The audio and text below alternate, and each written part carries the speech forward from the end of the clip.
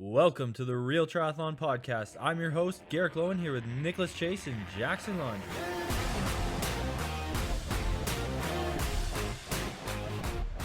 And we're back. Today I haven't been this excited to have a guest on in a while. It's been just me and either Mark or Jackson or some variation of RTS, and it's been getting on my nerves. We need some spice.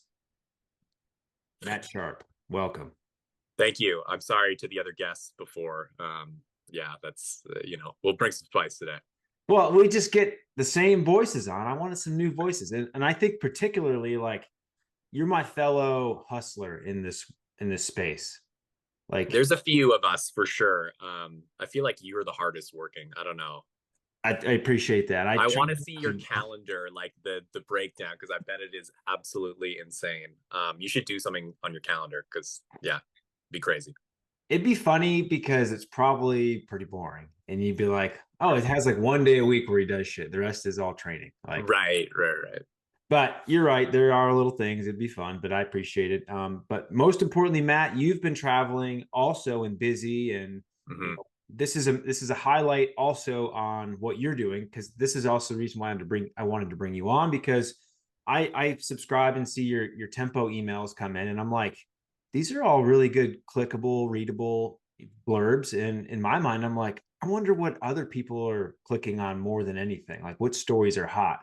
And I don't know if we'll do this every month, but I like to go through as much as we can, whenever we can with you, the most, viable news this month. So yeah, I mean, how's it been going? Where you been? I know we'll just jump back into that real quick and then we can talk about the news, but you were Houston, right? I feel like I've kind of inserted myself into the triathlon news recently. I think this past month, the biggest thing in the sport, in my opinion, is this Olympic qualifying and how it's kind of come to its conclusion or peak or whatever. So that's been super interesting. I was just on the road with my wife, Kirsten Casper, helping her in her Olympic qualification bid. So I was kind of on the ground there for these races and seeing all the drama, seeing the tears, seeing the joy. It was pretty raw. And I had my own Olympic, journey and qualification 3 years ago. So I could definitely empathize with these athletes. And yeah, it was kind of crazy being back in that situation. Now, that's going to be something we have to talk about probably for sure. Yeah. It's probably one of your most hottest topics this month was all of the Cagliari race being the final auto qual opportunity or slot grab opportunity. I don't know.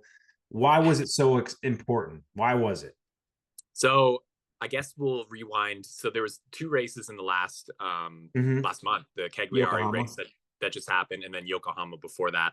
I should clarify that the Yokohama race was the last kind of prioritized auto selection race. But Cagliari, it's an Olympic distance World Series race, so it obviously carries some weight and gravitas. But for USA Triathlon specifically, the Yokohama race was the auto selection race. Yeah, and I don't know if I missed it. I don't know. Did they pick who yet? They have not. No. So again, being a part of the kind of news, basically, they finished the Cagliari race. It was interesting. I think the U.S. women definitely, most of them were probably not happy with their race. No way. No top 10s or anything like that, unfortunately. So yeah, kind of frustrating for them. So afterwards, they still have to do the selection. And right after the race, USA Triathlon emailed, I think, most of the athletes who are considered for selection and gave them kind of like a 2-day window or, 2-day time period of opportunity to essentially provide the selection committee with a case or, provide them with data or information or whatever that, why they believe they should be selected for the team. What is this, a reality TV show? Like send in your best video of, I want to be a home baker. I'm the best home baker. And I'd like to be on your television cooking show. Like, come on. Exactly. That's part of the skills too that I'm sure they're looking at. Yeah, media skills are important for Olympians, I guarantee. Exactly. But yeah, so basically, that race happened, and then shortly after, we were kind of just heads down, kind of like, end of term, end of semester project that you haven't done, and you saved or you waited until the very end vibes in terms of collecting. We were, going through all these previous races, collecting data Yeah, just going through the finer points of why, for us, why Kirsten should be selected. And I'm sure the other athletes were doing that as well. You have to be a statistician essentially on yourself. Yeah. Yeah. And I'm not a math guy. So, you do as best you can to get the data and paint the picture with the data. Wow. So I know I can't wait to hear your speculation. You don't have to go super deep. I know you've got a bid for your wife to be an Olympian, of course. Yes, of course. That's the goal.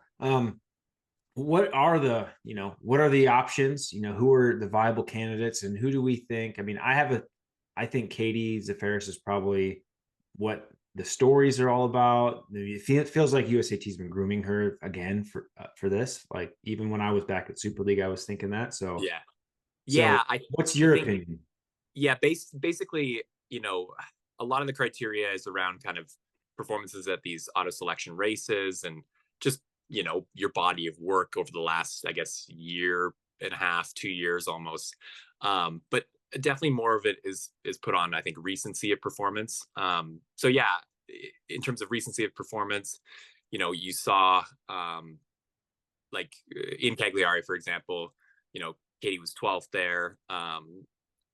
Kirsten was 21st. I think Spivey was 15th. And then go back to Yokohama, you had the two American girls, Taylor Spivey and was 4th. Kirsten was 5th. Nib was 3rd or 2nd. She already has her spot, so that doesn't matter. It's also tight. Yeah, and then Gwen, she didn't make that group, but she was 15th in the end.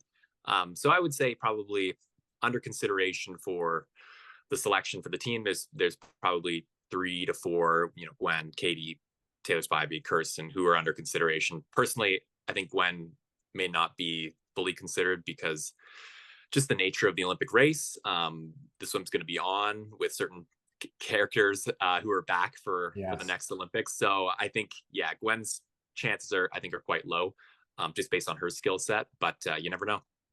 And we said this back when we were running the Super League team last year. Like we had on our team at any given point the top U.S. Olympic talent, or opportunity to have the top 3 at any given moment. Like it's so tight. There's a lot of depth in the U.S. women right now. It's really impressive. I love seeing all of the different personalities and vibes, and it kind of makes the Olympics feel a little more personal when you get to know some of these people who are going to may or may not be selected based off of a lot of things. Like Taylor's been passed over a few times.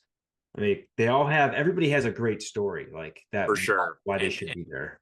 They're all great athletes and they all, work their asses off to get to this point. And the thing is too, because they all have very similar skill sets, it definitely makes it just very difficult for the selection committee at the end of the day.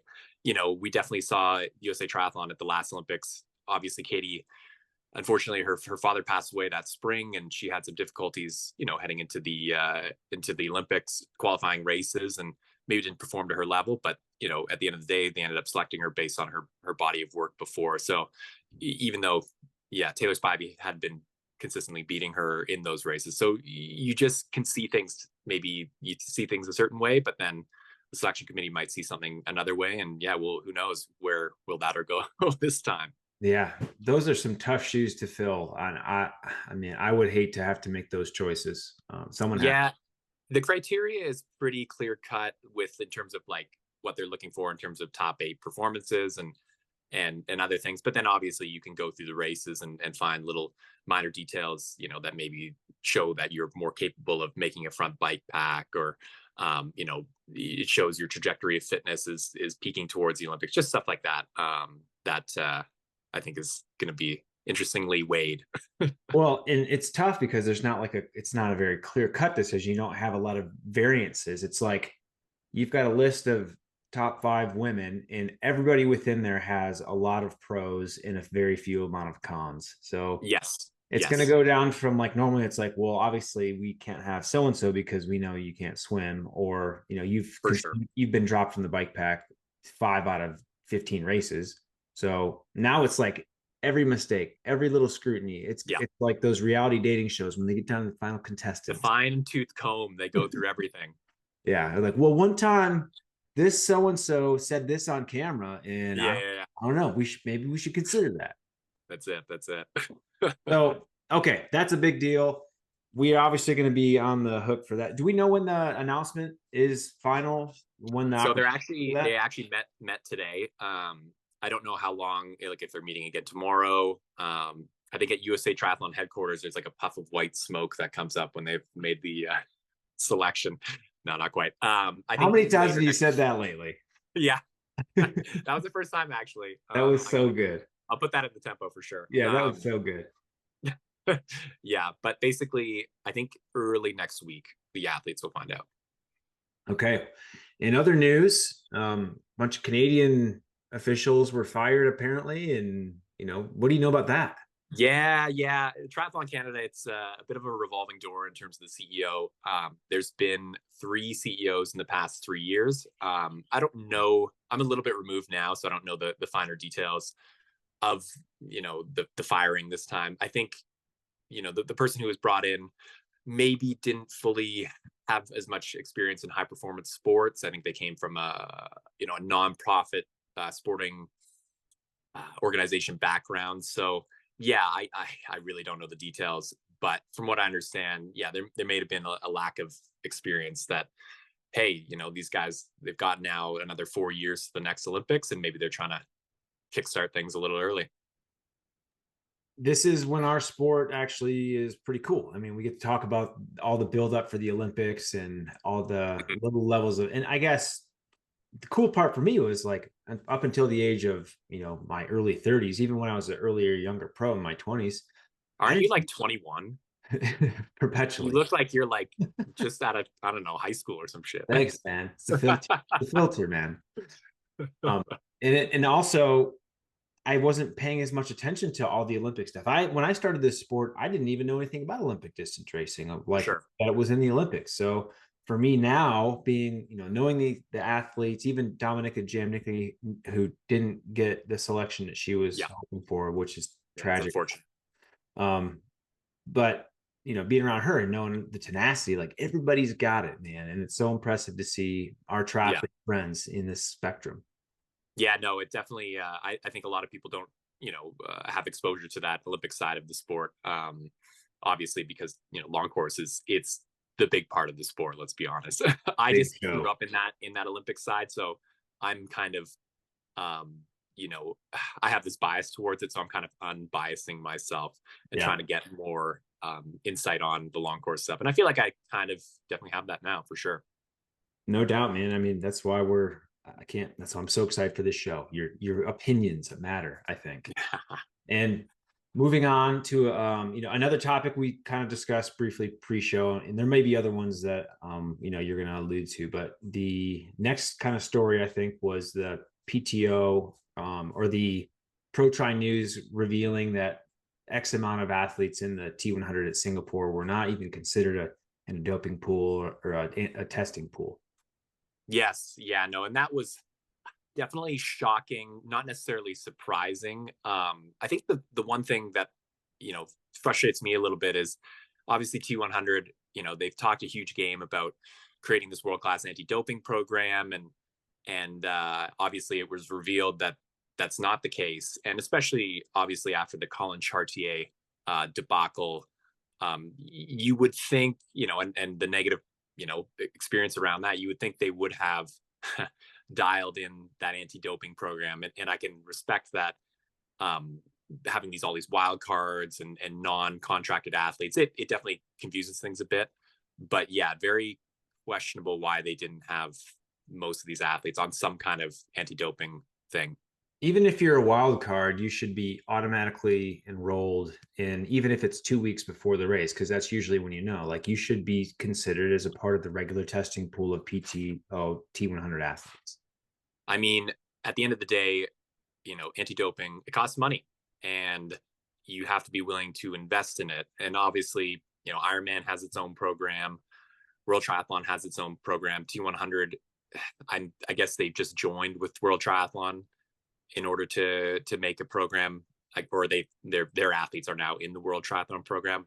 But why weren't they just in there before, kind of thing? I mean, very kudos to those guys for shining a light on it. Some athletes weren't super happy I think with the way the information was presented, just because when you're, obviously if you're not an athlete who's being tested and you show up in this, very inflammatory post, it might be, connotations might be that, oh, like this You're person's automatically tested, a doper, yeah. you're a suspect, whatever, blah blah blah. And I think, maybe they could have presented that information better, but yeah, I think for those athletes, yeah, it's unfortunate they were kind of presented in that light. Obviously, I'm sure they're all clean. Yeah, I think that was a bit of a, like, they got outed. I guess it wasn't like a But very, it's not like they're choosing not to be in the program, right? They just, no one yeah, wanted to pay for them to be tested. That's what it is. No one wanted to exactly. pay for it. Yeah, definitely not any of their fault of their own. And I Nope. think that's the best thing that, in my opinion, that Pro Tri News has done in years. Yeah, That, no, it was super compelling and just very eye opening. And to be fair, some athletes who were saying, or who were listed as not being tested, I think a few of them had just been recently removed from the Ironman pool, so they kind of been getting tested, but then obviously presented as not being tested. Yeah, whatever yeah, details. we'll have to put them in for the Golden Mike Award, which is Mike Riley's Mike. And What's that one? that's when you present the best news story in triathlon. You get Okay, there we go. the Mike Yeah, Riley Mike. nice. That's a good. Yeah, they could be up for that for sure, because it definitely, precipitated change at the end of the day, and that's pretty cool to see. Yeah, finally you've seen like a response to kind of like like I feel like this happens all the time. We're calling out many sports organizations, especially in triathlon, for regulation and non-standardization of very important things that decide paychecks. And this is one that they seem to have listened about. Yeah, for sure. I think big picture for me also was with, the T100 not willing to actually make those investments in the anti-doping, it kind of, what does that speak to in terms of their financial situation? Like, are they nickel and diming because they're, trying to get by? Like, I don't know. It just seems weird that, like, obviously they seems like they have a lot of resources to spend and whatnot, but why aren't they putting it in something that, I don't know, it feels like it's worth it for being able to catch athletes and avoid kind of a reputation of, I don't know, The stigma. dirtiness. Yeah. Yeah, I hope that we can. I mean, I know we all have moments of it where we kind of get fired up about it. We're like, yeah, this makes sense. Why isn't this happening? I mean, there could be rampant opportunities with the lack of transparency and lack of all this stuff. And then we kind of like, oh, we don't want to think about our sport that way. I'm sure Yeah, for sure. everybody gets the benefit of the doubt. So I think it's just a roller coaster as of the last few years. To hope that our sport is raw and unfiltered as we can do.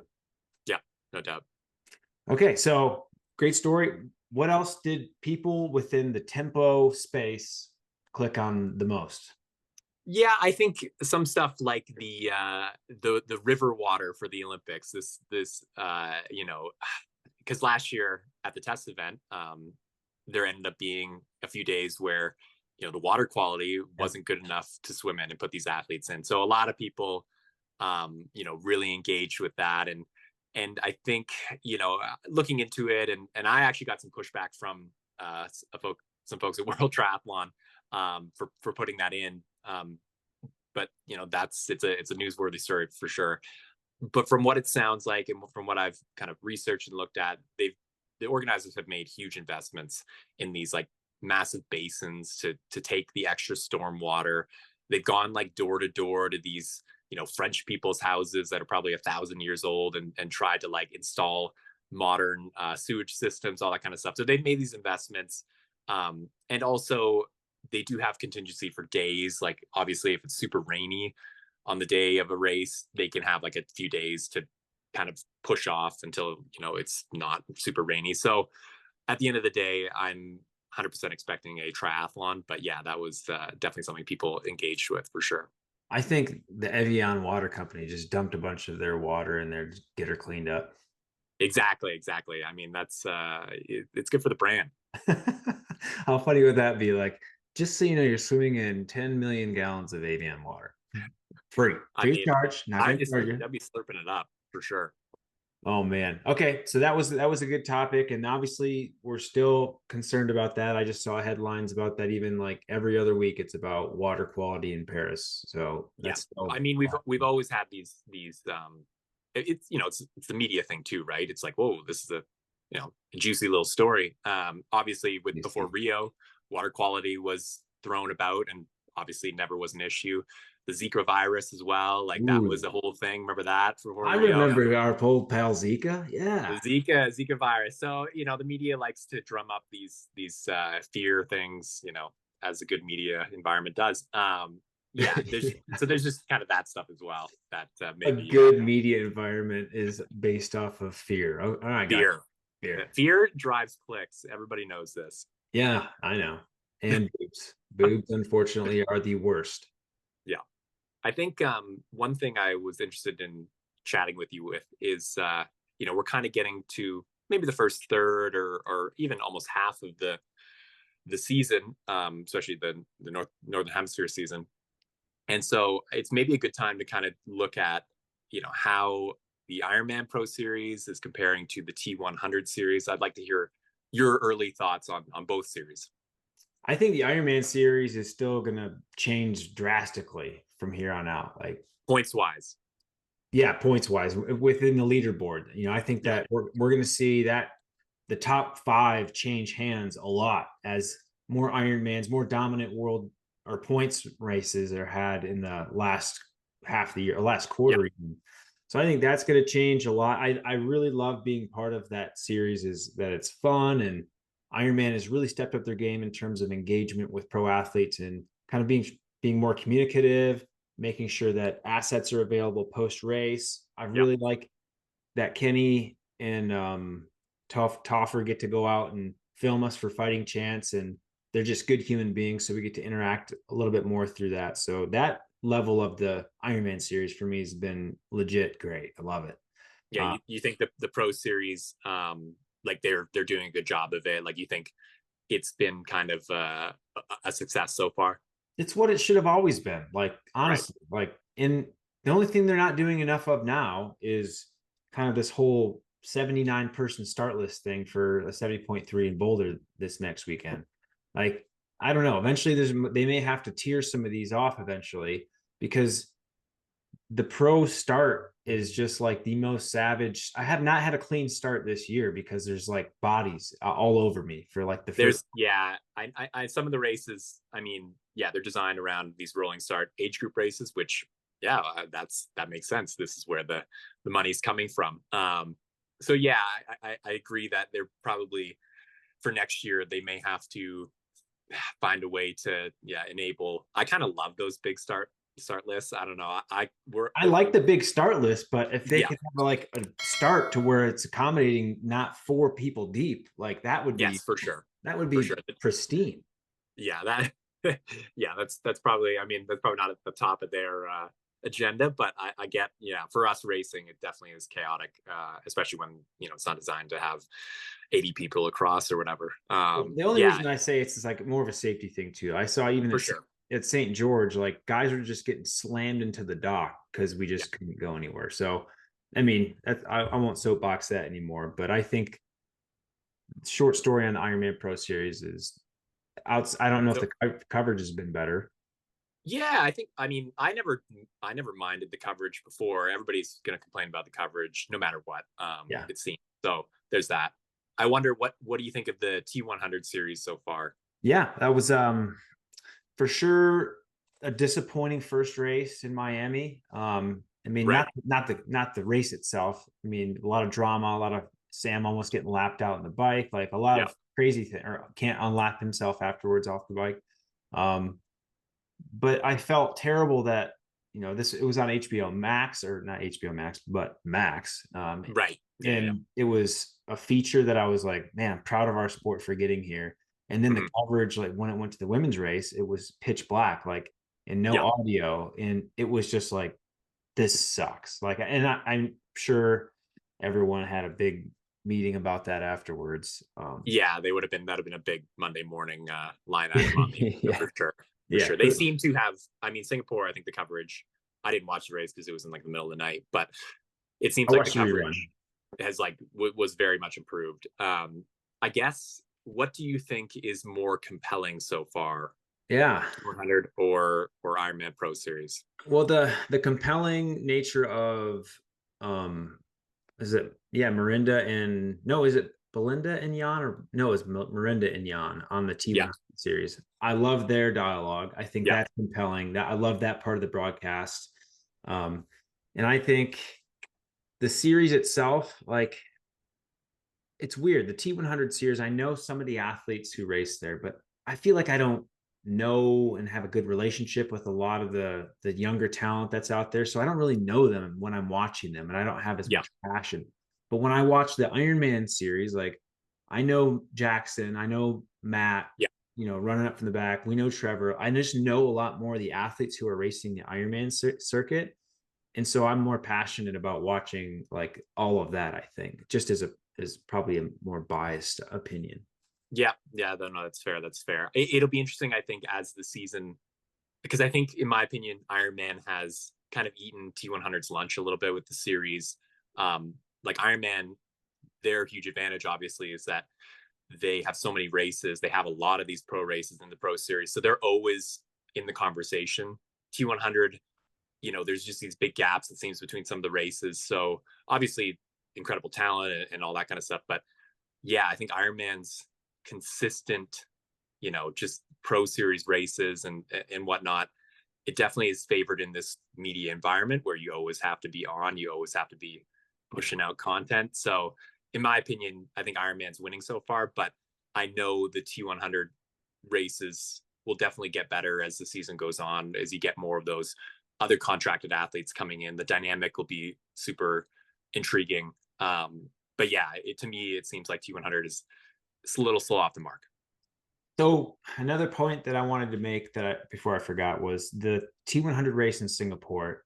It felt just like an ITU race. The broadcast, how it's Yeah, been filmed, and I don't know how much you can do about that. That's not really a terrible thing, but the commentary, also the lineups, it was very kind of like not fun. In the okay, course, the energy, it felt dead. It didn't yeah, feel fun at all. Like, I didn't feel like there was any energy in the athletes. There's only 20 of them. I'm barely seeing anyone on the race. yeah, Like, it just did not have a heartfelt, I want to be inspired by this moment. And I think that they have to put a bigger roster out there, and they need to cover yeah. different parts of that roster throughout the race. I can't, I just can't watch. I will watch because it's what I love about our sport, but I just can't stand the idea of watching only one or two athletes on screen for more than 2.5, 3 hours.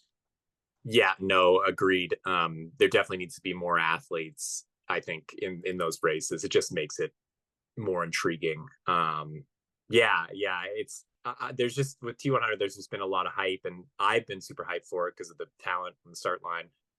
But then, yeah, watching is just, it feels a little flat, expectation wise.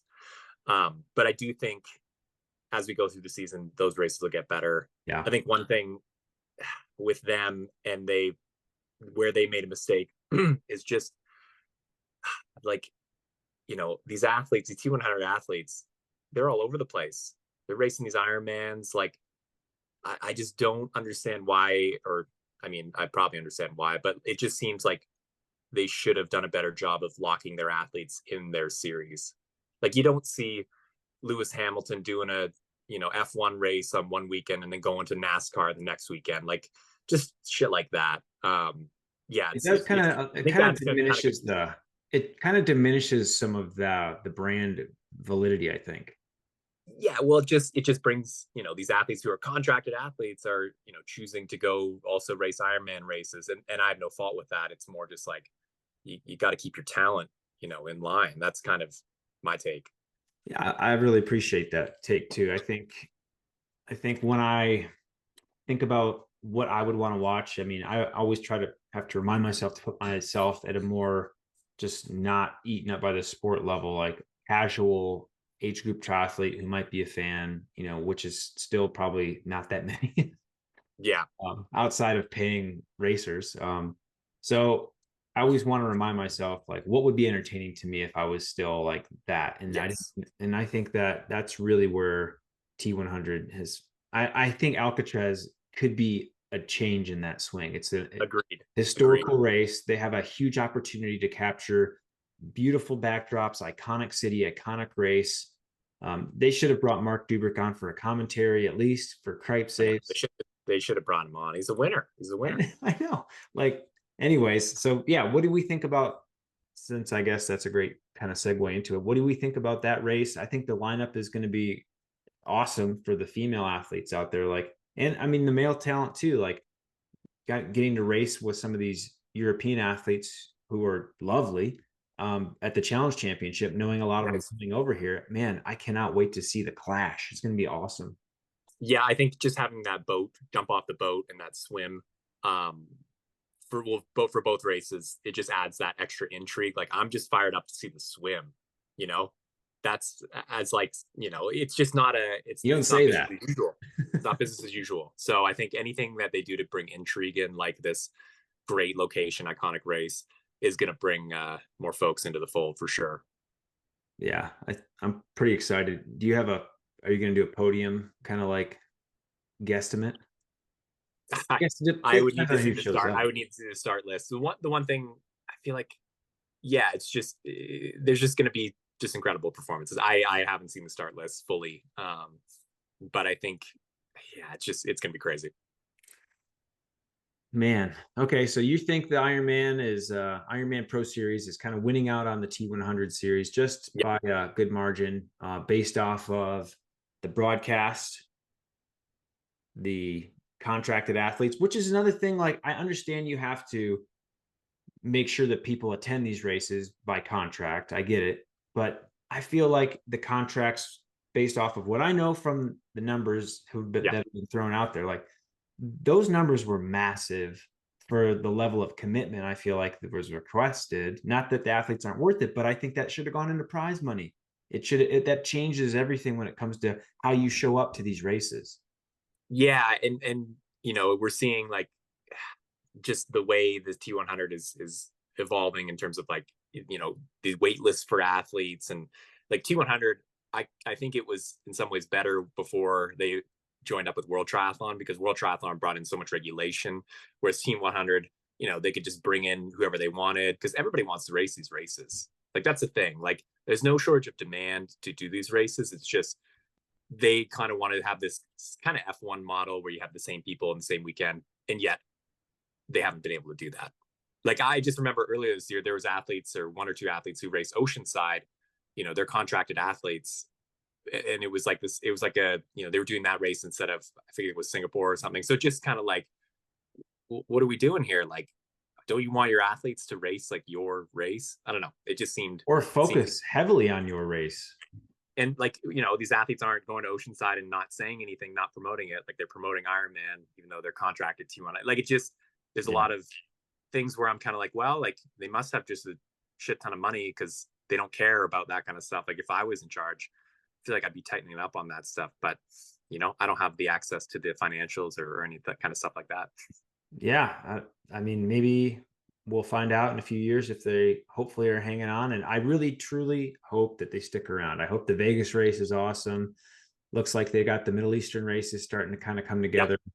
And I heard that that's good because that money was helpful, I'm sure, to pay for some other things that maybe they need to pay for, like, you know, end of year bonuses and stuff. Who knows? I mean, the you know, they got the money out over there, and T100's going there. Obviously, Ironman's been there for a while. World Triathlon's there. Super Tri's there. Everybody's there, which is great. Just to have sport in more places like that. Yeah, absolutely.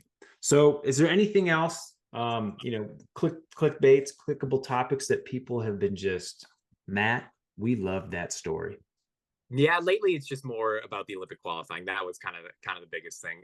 Nothing, you know, the things that people really, I guess, engage with their newsletter is just the, you know, training tips and stuff. People love learning how to improve themselves, and so we definitely have a few options in every single newsletter for people who are looking to improve their performance.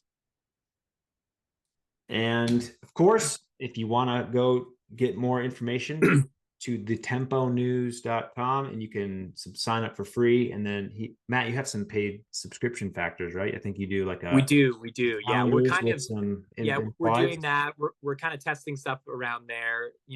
We're always in innovation mode, I guess. So we're kind of thinking up a few things for the future, but yeah, definitely. I think, to get for a place to get your news, to get training tips, I think our newsletter, it's a great place to do that. We have a very, people who kind of get into the tempo, they really, are diehard fans. So it's cool to see this kind of, critical mass of people who are always engaging with us and wanting to learn.